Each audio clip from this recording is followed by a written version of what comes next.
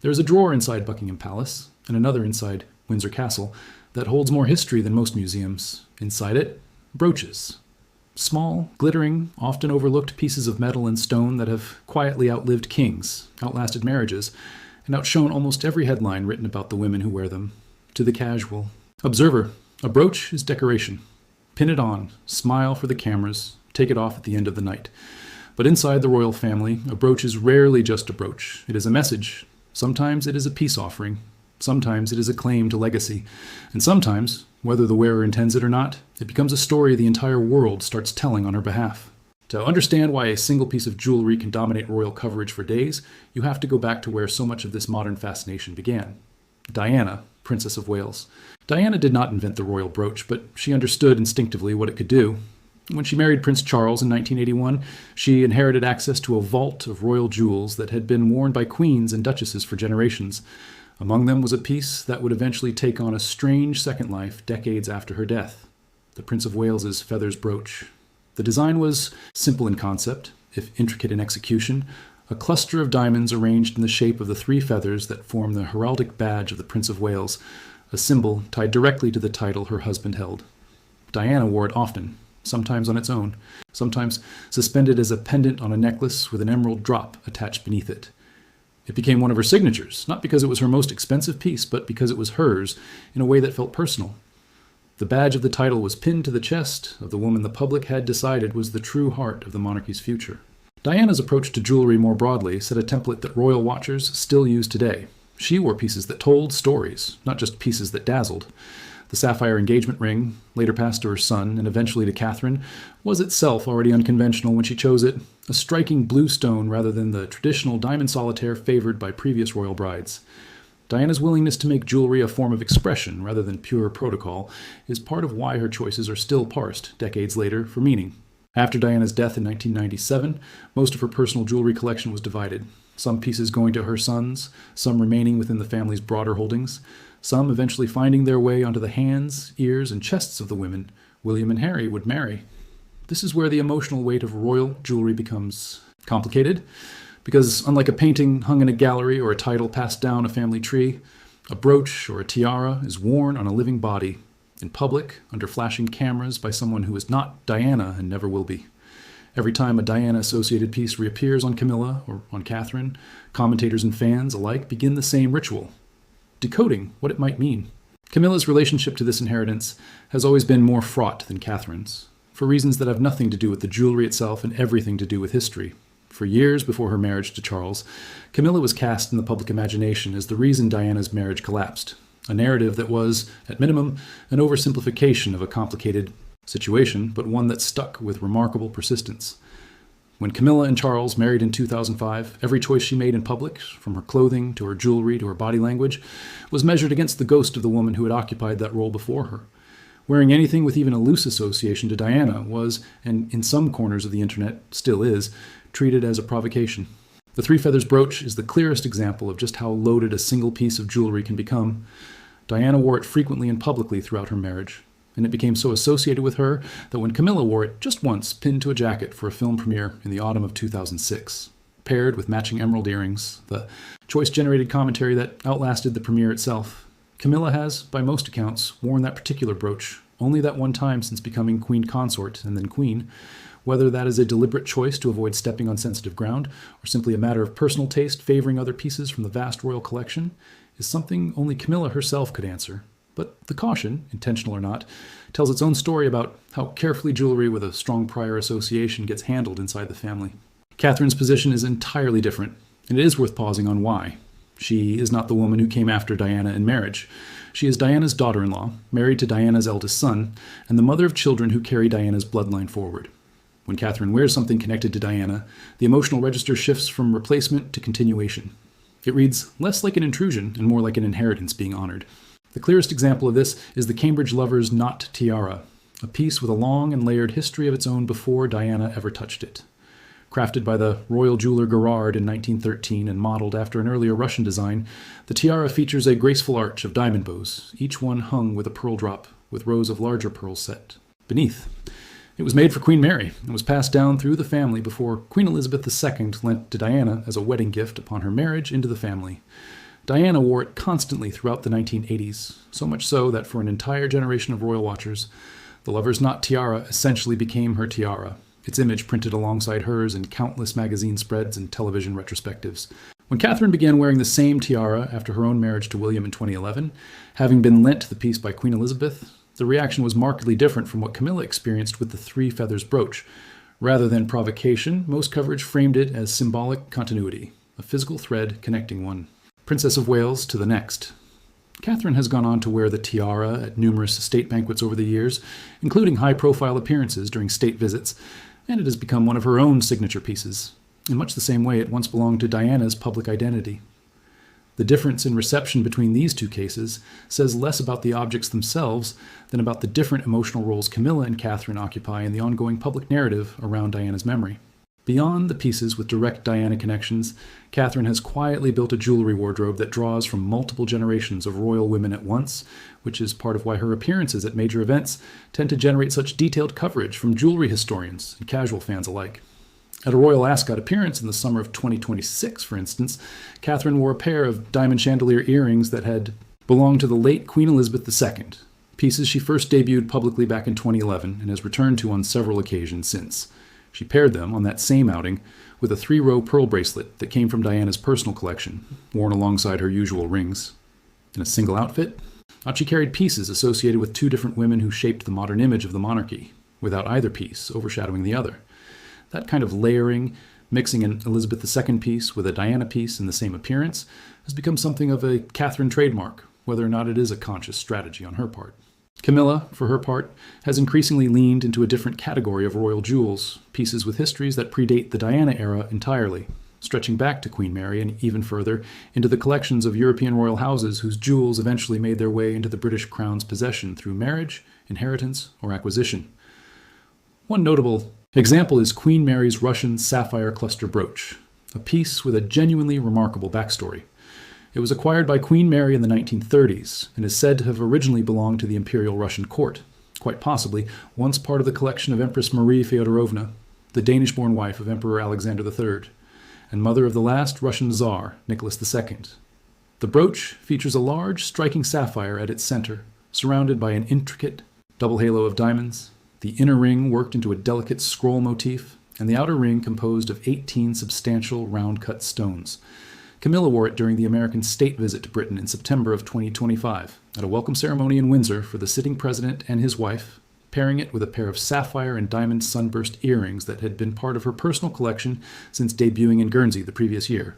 That same state visit produced one of the more unusual moments in recent royal jewelry history, when Camilla received an entirely new piece as part of the formal gift exchange between the two heads of state. The gift, a flower-shaped brooch crafted from 18-karat yellow gold and set with diamonds and rubies, came from the American jewelry house Tiffany & Co. Camilla wore it that same afternoon, pinned to her jacket for the beading retreat ceremony at Windsor Castle, turning a diplomatic gift into a live, camera-ready fashion statement within hours of receiving it.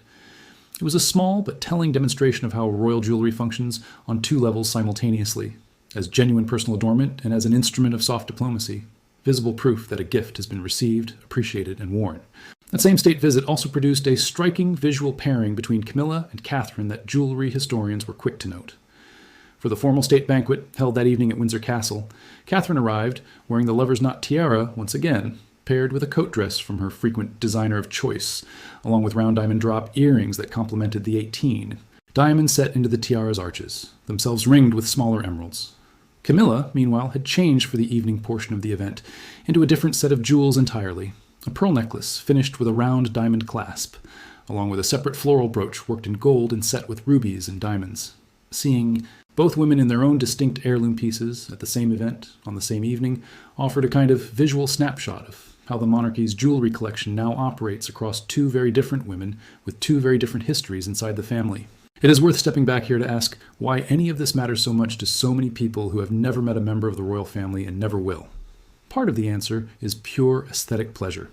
These are, after all, extraordinarily beautiful objects, crafted by some of the finest jewelers in history, set with stones that carry their own individual stories of origin, sale, and inheritance. But the deeper answer has to do with what royal jewelry represents about continuity and legitimacy. A monarchy justifies its own existence in part through the visible, unbroken chain of tradition and nothing makes that chain more visible than watching the same tiara, the same brooch, the same necklace move from one generation of women to the next, physically connecting a queen from a century ago to a princess appearing on television tonight. This is also why moments of apparent tension, real or invented, around royal jewelry generate so much attention online. When a brooch with a loaded history reappears on an unexpected wearer, when two women are photographed at the same event in pieces that seem to be making competing claims to the same legacy, audiences instinctively read those moments as chapters in a much longer, much more personal story than a simple fashion choice. Whether or not that reading is accurate, it reflects something true about how people relate to the royal family more broadly. The public has spent decades constructing an entire emotional narrative around Diana, her marriage, her rivalry with Camilla, her relationship with her sons, and every subsequent generation inherits a piece of that story whether they want to or not. It is important, in the middle of all this, to draw a clear line between documented history and invented drama. There is a genuine, well-sourced story to tell about how royal jewelry moves through the family, about the deliberate and sometimes cautious choices Camilla has made around pieces closely tied to Diana, about the way Catherine has folded Diana's jewelry into her own public identity as a natural extension of family continuity rather than as a source of conflict. That story does not need embellishment. It is rich enough, layered enough, and human enough on its own. What does not hold up to scrutiny are the increasingly common online claims of dramatic confrontations. Banquets supposedly halted mid-course, princesses supposedly storming out over a piece of jewelry glimpsed across a dinner table. These stories circulate widely, often dressed up with real photographs and real names attached to entirely fictional events because they are engineered to provoke exactly the kind of emotional reaction that the real history already generates naturally. No credible reporting from royal correspondents who cover these events in person, from jewelry historians who track every piece across decades of appearances, or from the palace's own official channels, supports any account of a state banquet being interrupted over a brooch. The real history is, if anything, more interesting precisely because it is quieter. It is Camilla choosing, again and again over nearly 2 decades, to leave the 3 feathers brooch in its case rather than risk reopening old wounds. It is Catherine reaching for the lover's knot tiara at state banquet after state banquet, allowing Diana's signature piece to become her own signature piece through sheer consistency rather than a single dramatic gesture. It is a sapphire brooch traveling from the Russian imperial court to Queen Mary to Camilla's shoulder at a state visit a century later, carrying inside it the memory of an empress who never lived to see how far her jewelry would travel.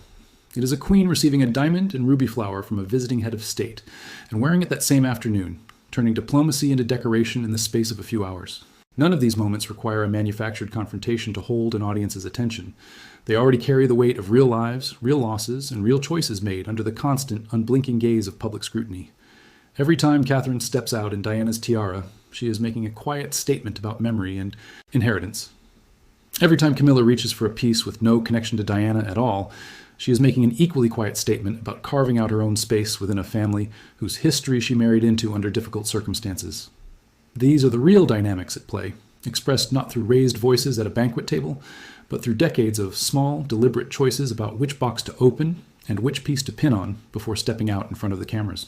Understanding royal jewelry this way, as a slow, careful language spoken across generations rather than as fuel for invented scandal, changes how you watch these events.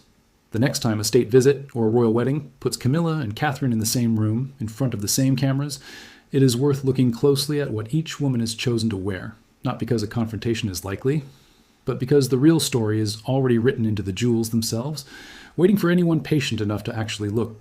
To really appreciate why these objects carry so much weight, it helps to understand how royal jewelry actually functions as a collection, rather than as a series of isolated purchases.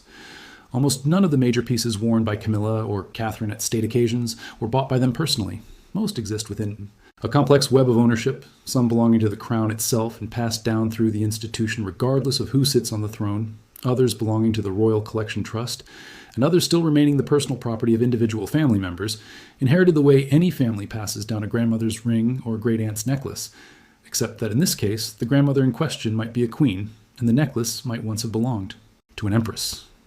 This layered system of ownership is part of why jewelry historians spend so much time tracing provenance. A single brooch might have started in a Russian imperial vault, crossed into British hands through a royal marriage, been reset by a court jeweler decades later, and finally ended up on a modern princess's lapel at a state dinner, each stop along the way adding another layer of meaning to an object that, on the surface, is simply metal and stone. Antique jewelry specialists who work closely with royal reporters have pointed to a genuine renaissance in brooch wearing among the royal women in recent years, framing the pieces as vehicles for history, identity, and personal narrative that go well beyond their surface decoration. That observation captures something real about the current moment in royal fashion coverage. Brooches, once considered a slightly old-fashioned accessory more associated with a grandmother's Sunday church outfit than with red carpet glamour, have experienced a genuine resurgence, driven in large part by how visibly both Camilla and Catherine have embraced them at major public events over the past several years. Consider, for example, the choices made during a single Royal Ascot appearance in the summer of 2026, an event that traditionally serves as a showcase for the family's most striking daytime jewelry, since it takes place outdoors in bright sunlight, surrounded by an audience that includes both the general public and a small army of professional photographers positioned to capture every detail. That year, King Charles and Queen Camilla rode in the traditional first carriage during the royal procession, joined by other members of the extended family, while the Prince and Princess of Wales rode in the second carriage alongside the Duke and Duchess of Richmond and Grafton. Further back in the procession, other members of the family made their own jewelry statements. The Princess Royal, Anne, chose her gold horse brooch, a piece closely associated with her decades of involvement in equestrian sport, paired simply with pearl earrings. Lady Sarah Chatto, daughter of the late Princess Margaret, wore diamond and pearl earrings that had belonged to her mother, another quiet example of jewelry functioning as inherited memory rather than pure decoration. Even Zara Tyndall, further down the family tree, made her own contribution to the day's jewelry conversation with a newer pair of earrings featuring pale yellow rock crystal pendants, a reminder that not every piece worn by a royal woman needs centuries of history behind it to draw attention, though the ones that do tend to generate the most detailed commentary. Within that same event, Catherine's choices once again illustrated her particular gift for blending eras. She wore a dress from her own wardrobe that had already made previous appearances on a trip to Jamaica and again at Wimbledon, paired with the Queen Elizabeth II diamond earrings and the Diana pearl bracelet already mentioned. This kind of repeat wearing, both of clothing and of jewelry, has become another notable pattern in Catherine's public image, a deliberate departure from the assumption that a royal woman must appear in something entirely new at every single outing. Royal commentators have increasingly framed this habit as a quiet, practical statement in an era where public figures face growing scrutiny over sustainability and excess, though it also simply reflects personal preference for pieces that have already proven comfortable and photogenic. The broader pattern across these events is one of careful, largely unspoken diplomacy conducted entirely through accessories.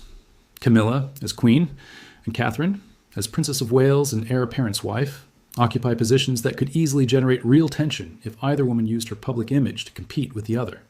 Instead, the historical record shows something closer to careful coexistence, each woman drawing from different, complementary parts of the family's jewelry collection, occasionally overlapping in ways that read as respectful rather than combative. When Camilla wears a piece with deep ties to Queen Mary or to continental European royal history, and Catherine wears a piece with deep ties to Diana or to Queen Elizabeth II, the two women are, in effect, each claiming a slightly different strand of the family's long, tangled history without ever needing to step on each other's territory. This dynamic becomes especially visible during major diplomatic events, where the stakes of appearance are highest and the cameras are most numerous. State banquets in particular function as a kind of visual summit meeting, where the clothing and jewelry choices of the hosting family carry almost as much symbolic weight as the official toasts and speeches. The September 2025 state visit remains one of the clearest recent examples of this choreography in action. Over the course of a single multi-day visit, Camilla was photographed in at least 3 distinct jewelry looks, moving from the Russian sapphire brooch at the welcome ceremony, to the newly gifted Tiffany flower brooch at the beating retreat ceremony that same afternoon, to the pearl necklace and floral ruby brooch combination for the formal evening banquet. Catherine, meanwhile, anchored her own appearances around the lover's knot tiara for the evening banquet, having chosen different daytime pieces for the earlier portions of the visit. Multiplied across a multi-day state visit, these choices add up to a kind of visual narrative, one that jewelry historians and royal reporters track in almost as much detail as diplomatic correspondents track the substance of the actual meetings taking place behind closed doors. It is worth noting, too, that this level of scrutiny is not new, even if the speed at which it now travels online is. Diana's own wardrobe was tracked with similarly obsessive detail throughout the 1980s and 1990s, though by fashion magazines and television specials rather than by algorithm-driven video platforms. What has changed is not the underlying fascination with royal appearance, but the sheer volume and speed of content generated around it. A single photograph from a state banquet can now generate hundreds of secondary videos, articles, and social media posts within hours, Many produced not by anyone with actual access to the event, but by content creators working entirely from publicly available photographs, stitching together speculative narratives designed to maximize engagement rather than accuracy. This is the environment in which stories about supposed banquet confrontations over borrowed brooches tend to flourish, not because anyone involved has evidence of such an event, but because the underlying cast of characters, the very real emotional history between them, provides fertile ground for invented drama that feels just plausible enough to spread. The genuine story, though, remains more compelling than any of the invented versions, precisely because it is built on real stakes rather than manufactured ones. Camilla spent years as one of the most publicly criticized women in Britain, blamed by large segments of the public for the breakdown of a marriage that was, by every credible historical account, more complicated than any single person's fault. She has spent the 2 decades since her own marriage to Charles slowly, carefully, rebuilding her public image, a process in which every jewelry choice, every public appearance, every carefully avoided piece from the collection played a small role. Catherine, meanwhile, married into a family still processing the loss of a woman whose memory remains deeply embedded in the public imagination, and has managed to honor that memory through pieces like the Lover's Knot tiara and the Diana pearl bracelet, without ever appearing to overshadow her own developing identity within the family. These are not simple stories, and they do not resolve into tidy conflict and resolution narratives suitable for a dramatic voiceover video. They are slow, ongoing, decades-long negotiations, conducted largely in silence, expressed through the quiet language of inherited jewelry rather than through confrontation. That may be less immediately satisfying than a story about a princess dramatically halting a state banquet, but it has the considerable advantage of being true, and true stories, told with enough care and detail, tend to hold an audience's attention just as effectively as invented ones, without asking anyone to believe something that never happened. So the next time a headline promises a jewelry-fueled royal showdown, it is worth pausing before accepting it at face value. The real history sitting behind every one of these pieces, from the Lover's Knot. Tiara's century-long journey from Queen Mary to Diana to Catherine to the Russian sapphire brooch's unlikely path from an imperial court to a Windsor state banquet to the 3 feathers brooch sitting largely untouched in its case for nearly 20 years, already contains more genuine drama, more real human complexity, and more quiet emotional weight than any invented confrontation could ever offer. The jewels, remember. The rest, most of the time, is just noise.